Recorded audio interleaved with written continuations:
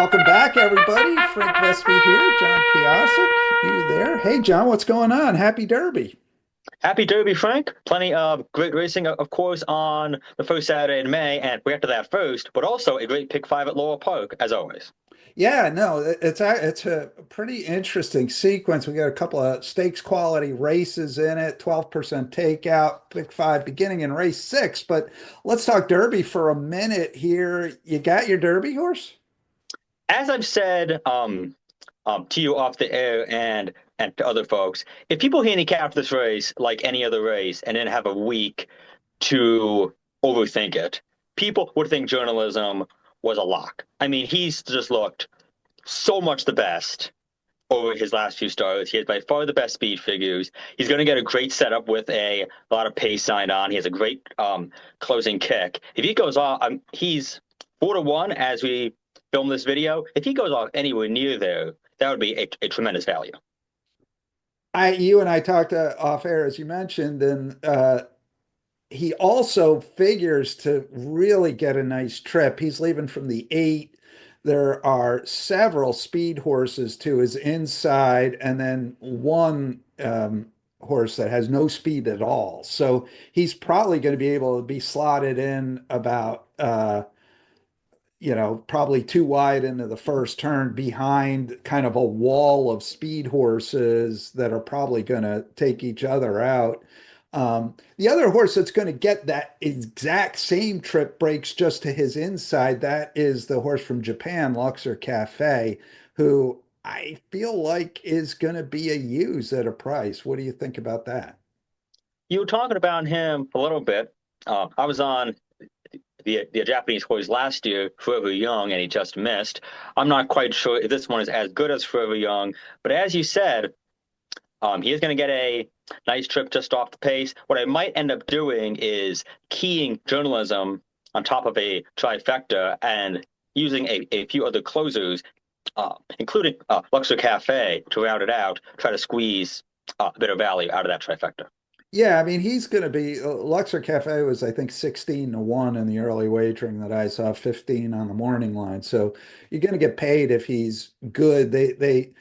As we talked about, the way he's been ridden in Japan is that they have the jockey. It almost appears that jockeys have been told, like, look, you're on the best horse, just stay out of trouble. And he's kind of been parked out wide, ready to go when they need him to go. And that's worked. That's obviously not how you win the Kentucky Derby. So we'll see how he takes to, I mean, but he should get heading into the first turn, he probably should be just about exactly where journalism's going to be. They probably end up side by side into the first turn, saving ground.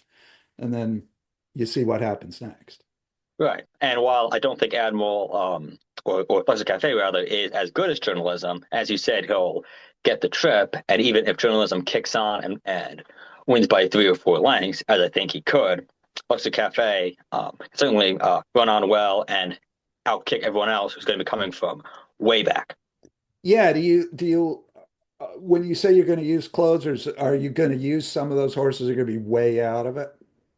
That's my hope. I mean, Final Gambit made a nice move from off the pace in the Jeff Ruby. He's a bit interesting. Bonham Square, I've gone back and forth on. He's really fallen through cracks in the betting. I think he's a must use underneath.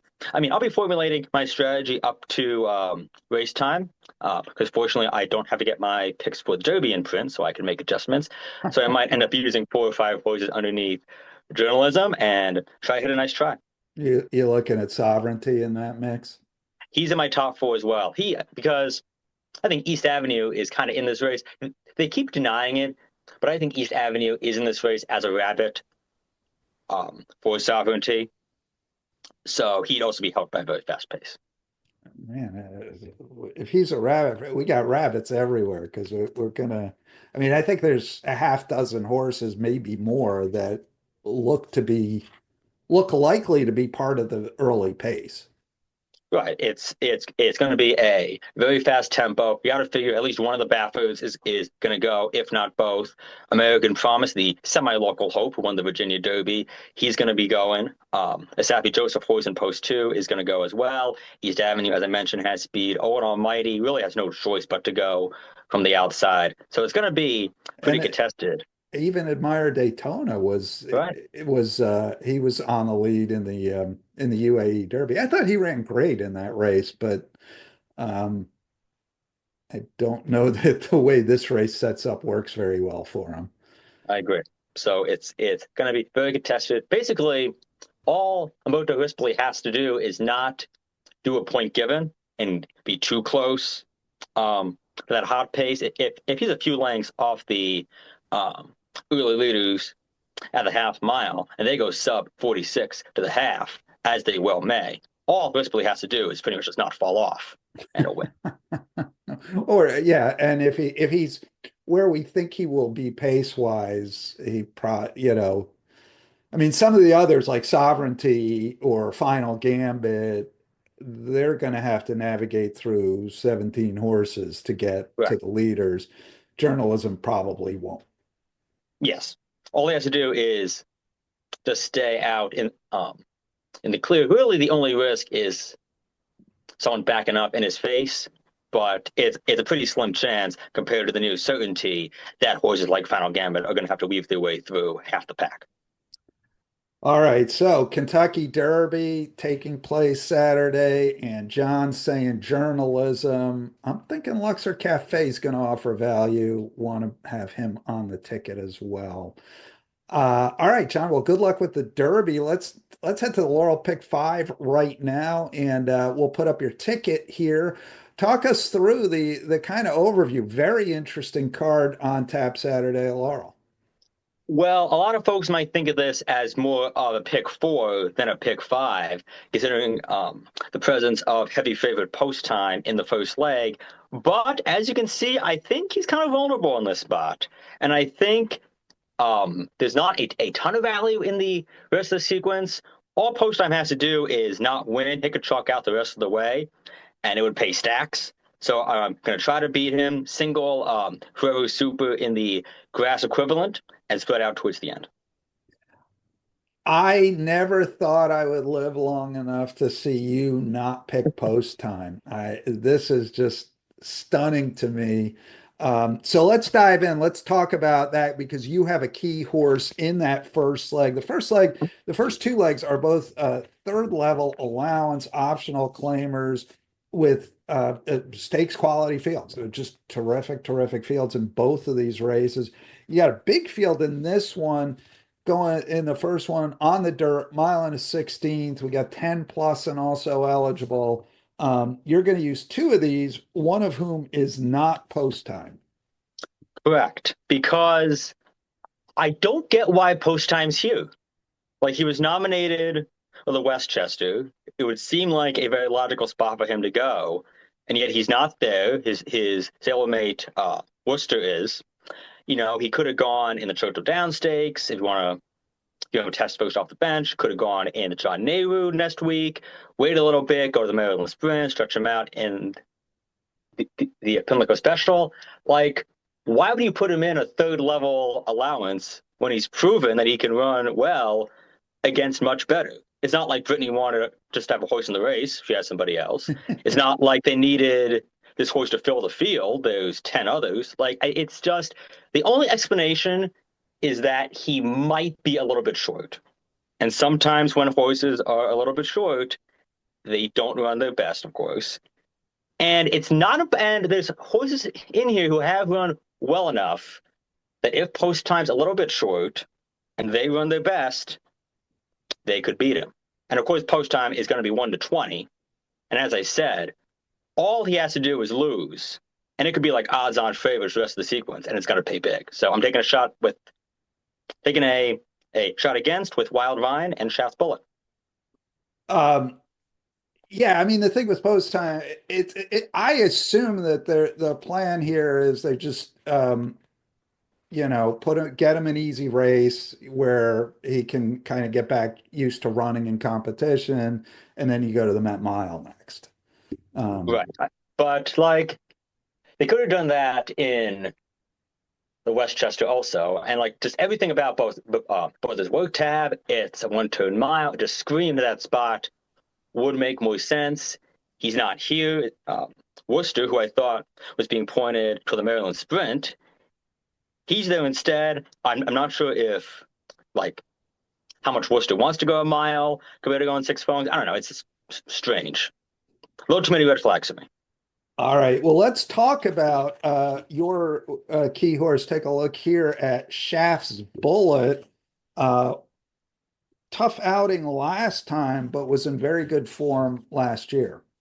Yes, he earned his last victory in an open allowance spot on this track back on June 14th. Small field, but a professional win. He kicked away from off a very slow early pace and one going away. Ran a big prisoner figure of 96 that day. Just missed in the Battery Park Stakes next time out at Delaware Park. Then went to the sidelines. As you said, his first start of the year was not that great, but A, it was his first start in about 9 months, and B, it was going 6 furlongs, really not his element. He does much better going 2 turns. So, and he had to run against the likes of Rominski and No Easy Day, both of whom are very nice, pure 6 furlong horses. So I'm willing um, to toss that race out. He was entered and scratched on April 4th. He has worked twice since then, put in a pretty nice 5 furlong drill the other day, went that distance in 101 and 1/5. I think he'll do much better second off the layoff, and he's going to offer, of course, amazing value. Yeah, yeah, everybody will. One last question on this race, John. Uh, the One Wild Vine is part of an entry with Best Sugar Daddy Ever. If Jamie Nesco decides to go with Best Sugar Daddy Ever, does the one remain on the ticket? I'd be more inclined to single Shaft's Bullet in that case. Best Sugar Daddy Ever um, is a very nice horse, but he hasn't raced since August, and he'd be breaking from the outside post. Yeah, which is tough to do. And that's also an issue potentially for Shaft's Bullet. Horses breaking outside the six are 0 for the year so far at Laurel, going a mile and 16th. And while some will eventually win, and maybe Shaft's Bullet will be one of them, it's tough to do because you got a short run to the first turn, and likelihood is you get hung outside. All right, so you're going to go 1-9 in the sixth. You got a single coming up in the seventh. This is a 1 mile turf test. It's another third level allowance optional claimer, another stakes quality field. Very good field here, including Data Man for Graham Motion. Wow, what a summer! Who won the Penn Mile a couple of years ago at 83-1, and your single, Forever Super. I think Forever Super and Data Man are going to take almost all the money here. So I think you have to kind of make the choice to single one or the other. I went back and forth, ended up singling Forever Super. He's one of three in here who has raced this year. He had a great season last year. He won um, 5 stakes races, including a stakes here, the Prince George's County. He made his season debut against Florida Preds, the Tampa Bay Downs, last time out. Went off as the odds-on favorite, and he was really kind of curiously by Paco Lopez. As we're seeing here, he got a great trip in the pocket. He was kicked out at the top of the stretch, and yet Paco never really sat down on him and asked him for his best. He ended up getting passed by his mate Crystal Quest, who won by 3 parts of a length. So I kind of wonder if Mike Trombetta and the Live Oak folks had that race in mind very strictly as a prep. Like, don't go too hard on him. Just let him go. If he wins, great. But if not, it'll set him up for a spot down the road. As it were, as said, he did finish second. We had a very nice prisoner figure that day of 93, not far away from his season best last year, which was a 97 on grass. He did get that race under his belt. He's had a few good workouts at Trombetta's Fairhill base after spending his winter at Gulfstream Park. He has great tactical speed. I think he sets the trip and this time converts. Forever Super, you're single there in the seventh. All right, let's put up your ticket one more time and just give us again the overview here of the late pick five at Laurel?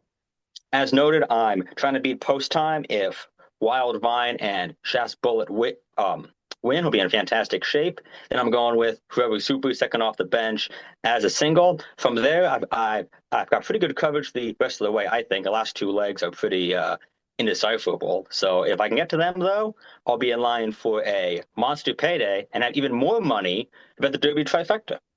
Yeah, exactly. Well, you never thought you'd see John Piazzik not pick post time.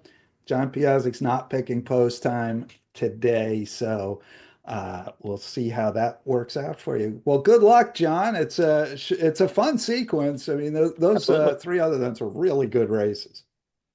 For sure. In fact, it wouldn't shock me if we saw someone from either one of those races wheel back in 2 weeks in either the Pimlico Special or the Dinner Party Stakes as we get closer to Preakness Day. Well, something else for us to look forward to. All right, John Piazzik, thanks so much. Good luck in the late pick five.